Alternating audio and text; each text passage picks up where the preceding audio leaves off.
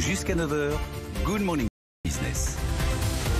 Il est 7h44 et notre invité c'est Jean-Christophe Sibéras, membre du Cercle des DRH, ancien président de la DRH. Bonjour Jean-Christophe Sibéras. Bonjour. C'est l'année des DRH. Oui, c'est l'année des DRH. On est mobilisé, on a une espèce de carrefour avec beaucoup de demandes de tout le monde. Ah oui. Ça montre l'importance sans doute de cette fonction et son utilité. Alors on va parler du télétravail à la carte, parce que c'est un peu le message du président de la République hier soir, c'est-à-dire hors de question de réimposer, d'imposer le télétravail comme ça avait été le cas dans le confinement. Le couvre-feu, justement, il a été conçu pour permettre à l'économie de continuer de tourner et aux gens de travailler. Du coup, est-ce que c'est une incitation à ce qu'on retourne tous au travail ou au contraire, il faut être très souple ? Je crois que le message qui est donné un peu en général, qu'on a entendu hier soir par le président de la République, c'est l'équilibre. L'équilibre entre la santé et l'économie, le travail c'est un peu pareil. Trouver le bon équilibre. Alors il a donné quand même un 2-3 jours, il a chiffre, il a quand même donné 2-3 jours. 2-3 jours, on va dire, c'est quoi? C'est 50-50.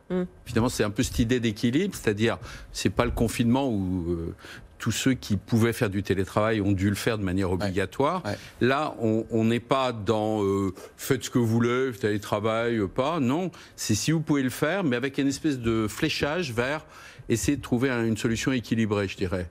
Nous, on constate souvent que le télétravail ne séduit pas forcément les entreprises aujourd'hui. Vous dites que c'est en train de se transformer dans les esprits. Oui, on est en train d'y venir. Oui, je crois qu'il y a... Alors, c'est vrai que le télétravail, il y en avait qui l'aimaient pas trop, dans pas mal d'endroits, c'est les managers. Parce que finalement, ils avaient envie d'avoir les collaborateurs sous la main. Vous passez, tiens, qu'est-ce que tu fais? Enfin, il y avait une simplicité du rapport direct qui est vrai et qui existe.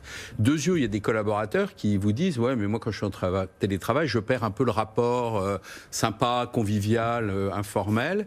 Et puis, il y a toute la question des réunions d'équipe, des moments où on est en collectif, et on a besoin d'être en collectif. Quand on est en présentiel, soyons clairs, on interagit, on se donne de l'énergie. Moi, j'ai envie de dire, je suis face à vous, je vous donne peut-être de l'énergie, vous m'en donnez. Et l'énergie, c'est quand même ça qui fait avancer, enfin qui fait mais ce que disait Sandra, et c'est vrai, on a constaté qu'en septembre, il y a quand même eu beaucoup de chefs d'entreprise qui avaient envie que les gens reviennent au travail. Et d'ailleurs, la France a beaucoup reculé en taux de télétravail par rapport à certains de nos voisins. Mais attendez, c'est normal que par rapport à un moment où 5 jours, on était chez soi, que les entreprises disent maintenant, faut reconnecter tous ensemble. Bon, et d'ailleurs, la situation d'aujourd'hui, c'est pas de revenir à l'ancien le confinement, c'est de revenir, on revient au travail, et ça c'est bon, c'est important, parce qu'on sait tous qu'on a besoin de l'interaction physique, mais ce qu'il faut, c'est trouver la part du télétravail et la part du présentiel. C'est quoi le bon équilibre? Alors, je dirais, le bon équilibre, il n'y a pas une règle générale. C'est mon point de vue. On peut toujours dire 1 jour, 2 jours, 3 jours. Il faut, je crois, que c'est à chaque entreprise d'abord de définir. D'abord, on l'a dit, il y a des métiers où on ne peut pas faire du télétravail. Je veux dire, la présence physique est obligatoire, etc. Bon. Deuxièmement, même dans une entreprise, vous avez du télétravail possible, techniquement. On a le matériel informatique, on a les connexions, les salariés peuvent faire ça. Ça peut dépendre des équipes et des secteurs. Quand vous êtes, je sais pas, à la reprographie, vous me direz, il y en a de moins en moins, mais enfin, là, c'est du physique, il faut être là. Quand vous êtes dans une partie logistique de l'entreprise, il faut être là. Et puis après, je pense que la bonne solution, c'est de définir équipe par équipe. C'est-à-dire, vous prenez l'équipe, vous discutez, et vous dites, nous, finalement, dans notre équipe, quel est le moment d'abord? On peut partir de là. Quand est-ce qu'on a besoin dans la semaine, une fois, 1 jour, 2 jours, 3 jours, d'être tous ensemble? Parce qu'on a des réunions d'équipe, parce qu'on a besoin de moments où on interagit dans le couloir. On parle souvent de la machine à café, c'est un lieu commun, mais... Et donc, ce qu'il faut, c'est... Il y a des équipes, ils vont peut-être dire, moi... 1 jour de télétravail, c'est maxi. D'autres équipes peuvent dire 3 jours. Mais vous diriez, Jean-Christophe Sibéras, en plus vous êtes au cercle des DRH européens, vous avez une vision sur ce qui se passe dans les autres pays, vous diriez qu'il n'y a pas de retour possible. C'est-à-dire que le télétravail s'est imposé, ça va être du cas par cas, entreprise par entreprise, métier par métier, mais que désormais, on ne pourra plus dire aux salariés, vous ne faites pas de télétravail. Oui, je crois qu'en fait, il faut bien mesurer l'ampleur et la force du changement.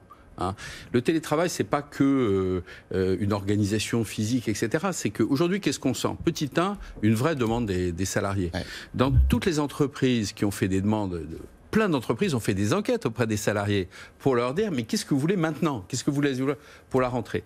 Partout, quel que soit le pays européen, les salariés disent, quand on leur pose la question, voulez-vous faire plus de télétravail que ce que vous faisiez avant? Vous avez en général 90 voire 95% des gens qui vous disent oui. Bon, donc la demande est générale, même peut-être dans les pays latins d'Europe du Sud, où on pouvait se dire, nous les latins, on a besoin de se voir, de se toucher, on est des conviviaux. Le télétravail, c'est l'Europe du Nord, c'est pas... Non. Même dans les pays d'Europe du Sud, et la France est un pays latin, la demande est très forte. Donc, premièrement, on a une demande. Révolution du travail. Ouais, les managers, ils ont changé leur regard. Je parlais tout à l'heure des résistances. Il y a plein de managers, ils se retrouvent en télétravail eux-mêmes. Ils n'en avaient jamais fait. Bon. Vous parliez tout à l'heure pendant la pub de patrons qui eux-mêmes se mettent en télétravail parce que c'est efficace, et plein qui disent pourquoi je vais aller faire 10 000 km pour aller voir 15 slides à l'autre côté de la planète. Mais exactement, ce qui est intéressant, c'est que avant, le manager ou le super boss, il faisait pas de télétravail. Il était là, il venait là, ça faisait partie du truc. Ils ont été obligés. Nous tous, comme tout le monde. Et finalement, ils ont découvert quelque chose qui pratiquaient eux et qui fonctionnait quand même dans une certaine mesure. Donc les managers ont changé, et puis, de toute façon, il va y avoir des enjeux économiques.